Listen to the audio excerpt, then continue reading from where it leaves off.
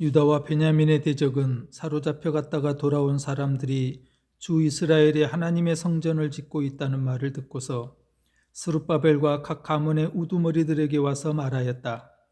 아시리아 왕 에살핫돈이 우리를 여기로 데려왔을 때부터 이제까지 우리도 당신들과 마찬가지로 당신들의 하나님을 섬기며 줄곧 제사를 드려왔으니 우리도 당신들과 함께 성전 짓도록 하여 주시오. 스룹바벨과 예수아와 그 밖에 이스라엘 각 가문의 우두머리들이 그들에게 대답하였다. 당신들과는 관계가 없는 일이요, 주 우리의 하나님께 성전을 지어드리는 것은 우리가 할 일이요, 페르시아 왕 고레스가 우리에게 명령한 대로 주 이스라엘의 하나님의 성전을 짓는 것은 오로지 우리가 할 일이요. 이 말을 들은 그 땅 백성은 성전 짓는 일을 방해하여 유다 백성의 사기를 떨어뜨렸다. 그들은 고문관들을 매수하면서까지 성전을 짓지 못하게 하였다. 이러한 방해는 페르시아 왕 고레스가 다스리던 모든 기간뿐만 아니라 페르시아 왕 다리우스가 통치하던 때까지 이어졌다. 아하수에로가 왕위에 오르니 대적들은 유다 주민과 예루살렘 주민을 고발하는 글을 올렸다. 정신을 차리고 깨어 있으십시오. 여러분의 원수 악마가 우는 사자같이 삼킬 자를 찾아 두루 다닙니다. 믿음에 굳게 서서 악마를 맞서 싸우십시오. 여러분도 아는 대로 세상에 있는 여러분의 형제 자매들도 다 같은 고난을 겪고 있습니다. 찬송가 325장 예수가 함께 계시니 우리가 자주 부르는 찬송입니다. 예수가 함께 계시니 시험이 오나 겁없네. 기쁨의 근원 되시는 예수를 위해 삽시다. 날마다 주를 섬기며 언제나 주를 기리고 그 사랑 안에 살면서 딴 길로 가지 맙시다. 이 찬송을 만든 웨이글 목사님은 평생을 순회 전도자로서 복음을 전하기 위하며 살았던 분입니다. 복음을 전하기 위하여 늘 돌아다녀야 했기 때문에 자녀들을 양육하며 가정을 돌보는 일에는 소홀할 수밖에 없었습니다. 그래서 원치 않는 가정의 아픔을 겪은 후 깊은 시리와 좌절 속에서 하나님의 음성을 듣고 이 찬송을 만들었다고 합니다. 날마다 주를 섬기며 언제나 주를 기리고 그 사랑 안에 살면서 딴 길로 가지 맙시다. 성경은 우리에게 시험이 없다고 말하지 않습니다. 야고보 사도는 우리가 여러 가지 시험을 만날 수도 있다고 하였습니다. 내 형제들아, 너희가 여러 가지 시험을 당하거든 온전히 기쁘게 여기라. 호사다마라는 사자성어가 있지요. 좋은 일에는 흔히 시샘하는 듯이 안 좋은 일들이 많이 따른다는 뜻입니다. 좋은 일만 우리 인생 가운데 계속 있었으면 하는데 세상 살아가는 일이 꼭 그렇게만은 되지 않습니다. 좋은 일에는 시샘하듯 안 좋은 일들이 우리를 항상 회방하기도 합니다. 성전 재건, 교회의 복은 참 좋은 일입니다. 하나님의 소원이시며 우리가 꿈꾸는 소망이기 때문입니다. 성전이 재건된다는 것, 교회가 회복된다는 것은 우리에게 좋은 일이지만 그러나 사탄에게는 받아들일 수 없는 일입니다. 그래서 오늘 본문을 보면 사탄은 성전 재건을 시작한 백성들을 방해합니다. 본문은 백성들이 포로에서 돌아와 성전을 재건할 때 대적들이 방해한 내용들입니다. 교회의 회복을 사탄이 어떻게 방해하는가를 교훈해 주고 있습니다. 다 올라가 성전을 건축하라는 페르시아 고레스 왕의 마음을 감동하게 하신 하나님의 뜻과 그 계획에 따라 포로에서 돌아온 백성들은 각자의 성읍에 살다가 7째 달에 일제히 한 마음으로 예루살렘에 모여 아직 성전의 기초가 놓이진 않았지만 3장에서 비로소 여호와께 번제를 드림으로 회복을 시작합니다. 그리고 에스라 3장 8절 이하에서처럼 백성들은 돌아온 지 이태가 된 둘째 달에 성전 공사를 다시 시작했던 겁니다. 성전 공사를 시작할 때 이 백성들 사이에는 서로 다른 기쁨과 슬픔이 함께 있었던 것 같습니다. 백성들은 성전 기초가 놓인 것을 기뻐하며 즐거워했습니다. 예배 처소가 생긴다는 기대감으로 백성들은 기뻐 소리를 질렀던 겁니다. 그러나 12절에서 보는 것처럼 제사장 레위 사람들, 나이 많은 족장들은 성전의 기초가 초라해 보여 대성통곡합니다.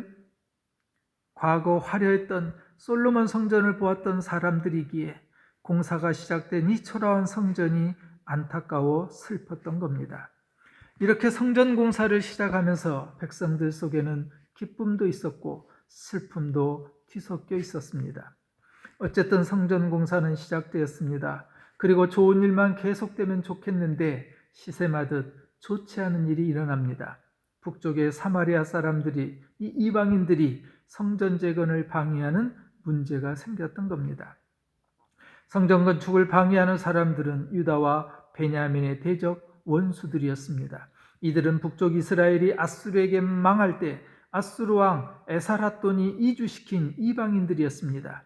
우상을 함께 섬기며 혼합 종교를 만든 사람들이었던 겁니다. 이스라엘 백성들이 성전을 건축한다는 소식을 듣고 이들이 찾아옵니다.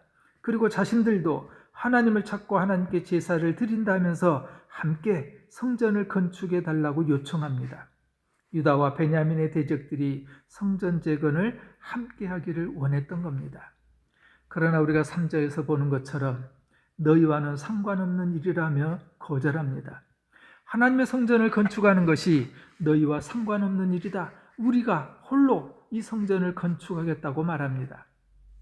2장에 기록된 대로 바벨론 포로에서 감동을 받고 무너진 성전을 다시 짓겠다고 첫 번째로 돌아온 사람들은 42,360명이었습니다. 이방인들이 성전 재건 공사에 함께할 것을 요청할 때 그들의 제안을 타협하지 않고 거절할 수 있었던 것은, 고레스가 성전을 건축하도록 허가해 준 것은 다른 사람이 아니라 오직 그들에게만 있었기 때문입니다. 그러나 그때부터 대적들은 본격적인 방해를 시작합니다. 어떻게 보면 비록 대적들이지만 성전 공사에 일손 한 사람의 도움이 필요하기 때문에 함께하면 좋지 않겠냐, 그렇게 생각할 수도 있을 수 있습니다.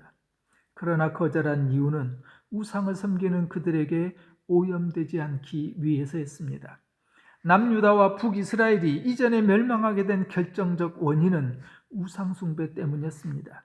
그런데 우상숭배자들을 성전 공사에 참여하게 하는 것은 결국 또다시 멸망으로 가는 길이라는 것을 그들은 알았었고, 그래서 일손은 필요했지만 함께하자는 것을 거절할 수 있었습니다. 여기에서 우리가 알 수 있는 값진 교훈이 있습니다. 성전을 짓기 위해서, 교회가 회복되기 위해서 순결함을 더럽히지 않아야 한다는 사실입니다. 지금도 우리가 순결함을 지키기 위해서는 어려움과 손해를 감수해야 될 때가 있습니다. 하나님의 일, 하나님의 역사에는 사탄의 간섭이 반드시 있기 때문입니다. 하나님의 일은 영적 전쟁이기 때문입니다. 거짓과 불이 세상의 편리함과 타협하게 된다면 결국 우리의 신앙은 무너지게 되어 있습니다. 교회는 순전한 믿음과 정결한 헌신이 필요하기 때문입니다. 그래서 함께하자는 제안을 거절했고, 거절당한 대적들은 성전 공사를 이제는 더 적극적으로 회방하기 시작합니다. 구체적이고 정치적인 방해를 하면서까지 성전이 재건되지 못하도록 방해했던 겁니다. 결국 공사는 다리오 왕 2년까지 약 13년 동안 중단되고 맙니다. 24절에 나오는 이해라는 이 단어는 참 슬픈 단어입니다. 결국 대적들의 방해로 성전 공사는 그렇게 중단되었습니다. 성전 공사를 방해한 사람들은 사마리아 땅에 70년 넘게 자리 잡고 살았던 사람들입니다. 그들의 입장에서 보면은 유대 사람들이 돌아와서 성전을 짓게 되면 자신들의 세력이 약화될 것을 두려웠기 때문입니다. 그래서 더 적극적으로 공사를, 성전 재건을 방해한 겁니다. 대적들은 겉으로는 정치적이고 종교적인 모습으로 방해를 하고 있지만 사실은 영적으로 보면 사탄이 회방을 놓고 있는 겁니다. 사탄도 하나님을 찾고 거짓 예배를 드립니다. 우리가 영적 분별력이 없으면 이 사탄에 속고 사탄이 유혹하는 것에 우리는 넘어질 수밖에 없습니다. 사탄은 항상 달콤합니다. 그럴듯하게 유혹해 옵니다. 우리의 항상 필요한 부분을 알고 있고 나의 약점을 알고 나의 기회를 엿보고 있습니다. 4절, 5절, 6절에 대적들은 제안을 거절당하고 백성의 손을 약하게 합니다. 사기를 떨어뜨려 건축을 방해합니다. 고레스 때부터 다리오가 즉위할 때까지 관리들에게 뇌물을 주어 고발하기도 하고 행정적 지원을 중단하게 함으로써 건축하지 못하게 했습니다. 이 성전을 재건하는 일에 방해하는 이 대적들에게서 우리가 배울 수 있는 몇 가지 교훈이 있습니다. 첫째, 성전, 하나님의 교회가 세워지고 회복되는 것을 사탄은 알고 방해한다는 사실입니다. 성전을 다시 짓는 것은 돌아온 백성들에게 기대에 부푼 기쁜 일이었습니다. 하나님과의 관계를 회복하는 옳은 일이었기 때문입니다. 그런데도 그 좋은 일에도 하나님과 다시 관계를 회복하는 이 순결한 일에도 대적의 방해가 있었다는 사실입니다. 우리가 하나님의 옳은 일을 할 때, 하나님께서 원하시는 삶을 살아가고자 할 때 사탄은 우리를 방해할 수 있다는 것을 기억해야 합니다. 두 번째 교훈은 대적, 사탄의 방해는 항상 그럴듯하게 유혹해 온다는 사실입니다. 성전을 짓는데 한 사람의 일손이라도 필요하고 도움이 분명히 됩니다. 그래서 대적들은 우리가 하면서 함께 건축하자고 요구합니다. 우리도 너희와 함께 하나님을 찾는다고 거짓 속임수로 유혹해 옵니다. 에덴 동산에서 사탄이 아담과 하와에게 너희 눈이 밝아져 하나님과 같이 될 수 있다고 유혹했던 것처럼 사탄은 그럴듯하게 달콤하게 다가옵니다. 그들은 왕에게 올린 상수문에 보면은 대적들은 거짓과 과장된 표현으로 고발하기도 합니다. 성읍이 재건되면 그들은 세금과 조공과 관세를 바치지 않을 겁니다 라고 거짓 고발을 했던 겁니다. 대적들은 역사를 왜곡하고 거짓을 진실인 것처럼 포장합니다. 우리가 깨어있지 않으면 이 사탄의 교묘한 속임수에 우리는 똑같이 넘어질 수밖에 없습니다. 세 번째 교훈은 방해를 거절하면 대적은 물러가는 것이 아니라 더 강하게 방해온다는 사실입니다. 성전 공사를 방해하는 대적들이 함께 건축하자고 했지만 지도자들은 너희와 상관없고 하나님을 위하여 홀로 건축하겠다고 단호하게 거절합니다. 그러나 방해를 거절해도 대적들은 양보하고 물러서지 않습니다. 4절에 보면 이로부터 이 말을 듣고 거절한다는 이 말을 들은 후부터 대적들은 더 강하게 회방해 왔던 겁니다. 네 번째 교훈은 대적의 방해는 끈질기고 집요하다는 겁니다. 백성들의 손을 약하게 하여 사람들의 마음을 불안하게 했습니다. 마음을 약하게 했습니다. 그래서 사기를 떨어뜨립니다. 사람의 마음이 약해지면 무너지기 쉽습니다. 건축을 방해합니다. 성전에 공사하는 일이 진행되지 않도록 실제로 방해를 시작합니다. 5절에 관리들에게 뇌물을 주어 그 계획을 막았다고 했습니다. 뇌물을 주어서 정치적으로도 행정적으로 실패하도록 회방을 놓습니다. 6절에 보면은 주민을 고발함이라. 대적이 하나님의 일을 회방할 때 자주 사용하는 방법이 고소와 고발입니다. 아하수에라가 왕이 될 때 고발한 것만이 아니라 군대의 사령관과 서기관도 상소문을 올려 고발합니다. 법대로 하자고 하면서 고소 고발하고 아니면 말고식입니다. 우리가 옳은 길을 따르려 할 때, 하나님의 길을 걸으려 할 때, 하나님의 뜻과 계획에 순종하며 헌신하고 결단하고 다짐하고 고백하고 그러고 주님 앞에 나아갈 때 악한 세력은 언제나 우리의 마음을 약하게 하고 사기를 떨어뜨립니다. 회방합니다. 길을 막고 그리고 우리의 가는 걸음을 하나님과의 관계를 가로막습니다. 공사를 하다 중단된 건물이나 사람이 살지 않는 집을 보면 흉물스러운 모습으로 변해버리는 것을 볼 수 있습니다. 은혜와 복이 임해야 될 성전이 다시 무너진 채로 남아 있었습니다. 중단된 성전은 보기에 민망한 모습으로 변해가고 있었을 겁니다. 이렇게 사탄은 온갖 방법을 다해서 하나님의 나라의 일을 방해하고 성도가 받을 복을 받지 못하도록 회방놓습니다. 사탄은 항상 그럴듯하게 최고로 생각해주는 척, 위하는 척합니다.